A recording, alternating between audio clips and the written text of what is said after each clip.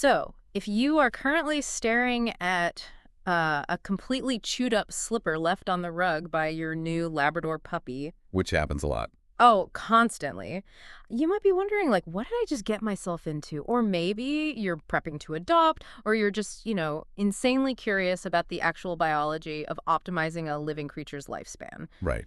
Either way, today's deep dive is for you. We are really cracking open the biological blueprint of America's favorite dog. Yeah, and we're pulling this from a massive amount of veterinary and behavioral data. Uh-huh. Specifically, we're looking at the finale transcript of the Labrador Retriever Health Academy. Hmm. And the goal here is to build like the ultimate lifetime health checklist. But the biological principles at play here, they really stretch way beyond just one breed of dog. Okay, let's unpack this. Because the foundational secret to a dog's long-term health, it isn't some single magical vet visit, right? No, definitely not. And it's not a fancy, overpriced bag of food either.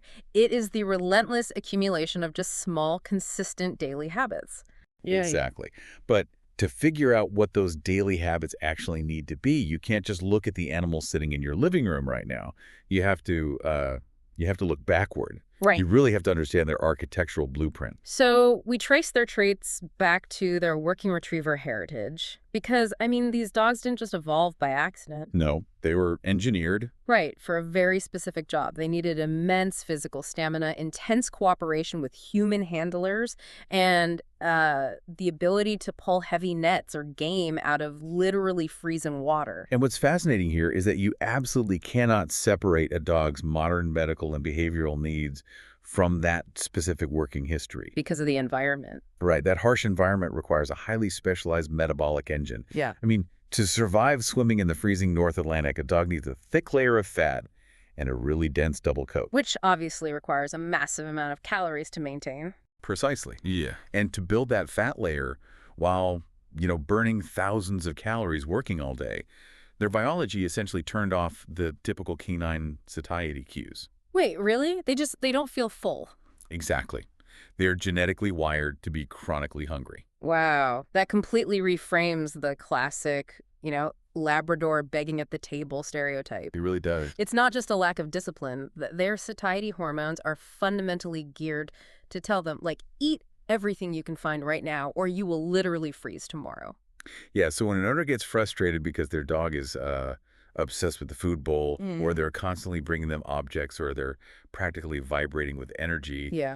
they're looking at a creature flawlessly executing its historical programming. It's like buying a massive cast iron wood-burning stove that's designed to heat a Victorian mansion, but then you just stick it in a 500-square-foot modern apartment. That is a great way to put it. Right. If you just keep tossing logs into it without venting the heat anywhere, you're going to burn the place down. You have to manage the inputs and the outputs. And that management, it has to start on day one.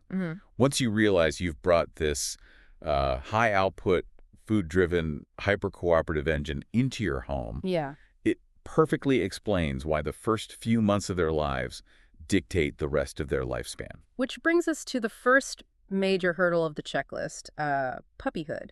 The fun part. Yeah, the chaotic part. Because there is a critical socialization window early on. And since we know they have this intense food drive and high intelligence, positive reinforcement training becomes like the most mechanically effective way to program them. Right. We aren't just giving them treats to be nice, we're actively hacking their biological cravings to establish routines. Yeah, you're basically channeling that scattered energy into acceptable jobs. Wow. Things like sleep routines, crate training, getting them used to gentle handling. So they don't panic at the vet later. Exactly. Yeah. And you also have to proactively channel their specific breed impulses before they become, totally destructive. Like the jumping and the chewing. Because a retriever is literally bred to put things in its mouth and carry them around. Right. So when they shred your favorite sneakers, they're just fulfilling that retrieving instinct just without proper direction. Yeah, they experience the whole world through their mouths. So if you don't provide designated chew toys and actively redirect that mouthy energy, well, they'll find their own jobs to do. And usually jobs you don't want them doing. Exactly.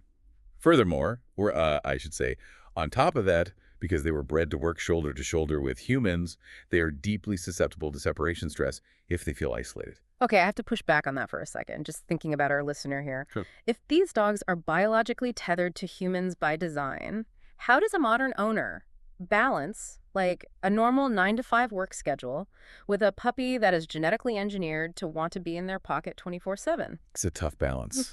Right. Like, is keeping a lab in an apartment while you work all day even a realistic scenario? It's a really important question, and it comes down to a concept called lifestyle fit. You can't erase their genetics, obviously, Right. but early positive reinforcement builds a confident, adaptable dog. Okay. If you properly socialize a puppy, meaning you expose them safely to different environments and gradually, introduce periods of being alone, they actually learn to self-soothe. So they can handle it. They can. They can handle a modern schedule if they've been given the mental tools to cope with the boredom. But you still have to deal with the physical energy when you get home, though. True, but with a massive caveat during puppyhood. We think of labs as these, rugged, athletic animals, but a puppy's skeletal system is incredibly fragile. Oh, right. The growth plates. Yeah, the growth plates are made of soft cartilage. They're not hardened bone yet. So taking a 4-month-old puppy on a 5-mile run on concrete is just a terrible idea. It's a recipe for lifelong joint damage. I mean, exercise during this phase has to be strictly age-appropriate. Like what? Short, controlled bursts of play on soft surfaces, like grass. You are carefully molding this high-energy animal until their skeleton actually hardens into adulthood. Okay, so once you've successfully navigated that puppy gauntlet without breaking them, you face the daily engine. The big three. Nutrition, exercise, and weight.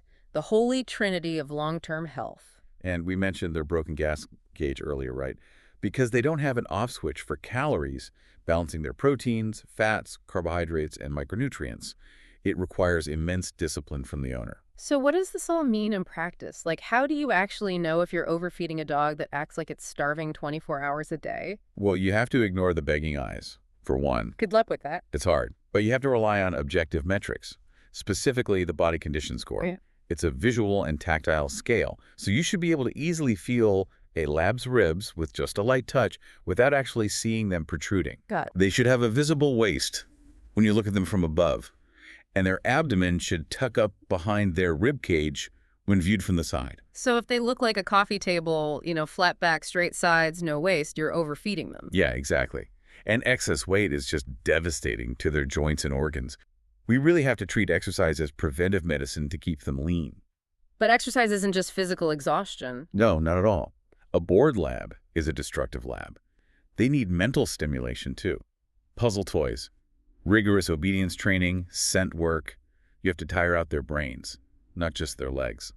And there is also this really fascinating tension here between their history and modern living environment. Oh, definitely. Like they have that dense, water-resistant double coat from retrieving in icy water. But today, a lot of these dogs live in places like suburban Texas or Florida. Yeah. That double coat must trap heat incredibly efficiently. So when you combine high summer temperatures with an animal that will literally run until it drops just to please you, heat exhaustion becomes a life-threatening risk. It does. You have to adapt the exercise to the climate. Scheduling walks for early mornings or late evenings in the summer is mandatory. You can't just take them out at noon. No, you can't just expect them to regulate their own temperature in that kind of heat. And maintaining that ideal body condition and adapting their exercise is so vital because keeping them lean is the absolute best defense mechanism against the hidden landmines built into purebred biology. Yeah, the genetic minefield. This is where proactive care becomes completely non-negotiable. Let's walk straight into that minefield, because the data from the Academy lists some pretty terrifying hereditary predispositions. That's a long list. Hip and elbow dysplasia are the famous ones, obviously. But then we also have PRA, progressive retinal atrophy, exercise-induced collapse, and something called centronuclear myopathy. Yeah, it's a heavy list to look at. Wait, let's pause on a couple of these. Centronuclear myopathy, that sounds like a condition from some sci-fi medical drama. What is actually happening to the dog? Well, it's a genetic muscle wasting disease. So dogs with this mutation essentially lose skeletal muscle mass very early in life. Oh, that's awful. It is. It leads to severe weakness and a really abnormal gait. And what about the PRA? Right. Progressive retinal atrophy. Yeah. That is a slow degeneration of the retina at the back of the eye, which eventually leads to blindness. Wow. And then there's exercise-induced collapse, where an otherwise totally healthy-looking dog will experience sudden muscle weakness in their hind legs after just a few minutes of intense activity. And then you add in the common mechanical issues, like chronic ear infections because those heavy, floppy ears trap moisture, Mhm. or cruciate injuries where they tear ligaments in their knees. I have to admit, reading through the source, I got slightly overwhelmed. Like, if I adopt this breed, am I just doomed to deal with a crumbling, fragile animal? It's so easy to look at a list of diseases like that and feel completely defeated. But there is a vital concept here that changes the entire paradigm, and it's this. Genetics load the dice, but responsible breeding, healthy weight, and preventive care influence the actual outcome. Genetics load the dice, meaning predisposition is an increased risk. It's not a guaranteed sentence. Exactly.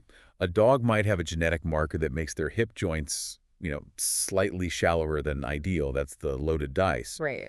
But if that dog is kept lean its entire life, which prevents excess mechanical stress on that joint, it might never actually develop the crippling arthritis we usually associate with severe dysplasia. Ah, so the daily habits play the hand. That's exactly where proactive adult care comes in. You aren't passively waiting for a crisis to happen. You're getting ahead of it. Yes. You're doing routine physical exams, running breed-specific health screenings, keeping up with vaccinations, and using year-round parasite prevention. Dental care was a huge standout for me in the sources, too. It gets overlooked a lot, but periodontal disease isn't just about, bad dog breath. No, it's systemic. Right. The bacteria in the mouth enters the bloodstream and can literally damage the heart and kidneys over time. Systemic health is highly interconnected. Hmm. And to keep track of all these moving parts, really diligent record keeping is required. Yeah, and there's a specific tool mentioned in the data, an app called Vital Pet. It's used for organizing veterinary records, medications, setting health reminders. It's a great tool. But the Academy transcript comes with a massive underlined caveat about it. No app, no podcast deep dive, and no amount of late-night internet research ever replaces a genuine partnership with a trusted, licensed veterinarian. The vet is the professional interpreting your data. You bring them the organized records and your daily observations, and they use their clinical expertise to spot the subtle trends that you might just completely miss. Which brings us to the final stage of the checklist. If you've managed the puppy joints, and you've controlled the adult calorie intake, and proactively screened for those genetic landmines, you finally arrive at senior care. The golden years. Yeah, and here's where it gets really interesting. The data frames this stage with a simple, vital reminder.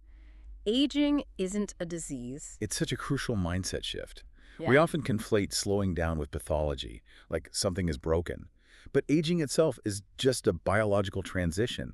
It just requires a new set of environmental and nutritional strategies. You're just accommodating a changing body. As their mobility, cognition, vision, and hearing naturally decline, you have to alter their world. Exactly. You swap out the intense games of fetch for measured, gentle walks to keep their joints lubricated without causing all that inflammation. And you also change the physical environment. I mean, a senior lab with stiff hips might need carpet runners on hardwood floors so they don't slip. Or an orthopedic bed. Right, to support their joints. Or even a ramp to get into the car. And their nutrition shifts entirely during this phase. How so?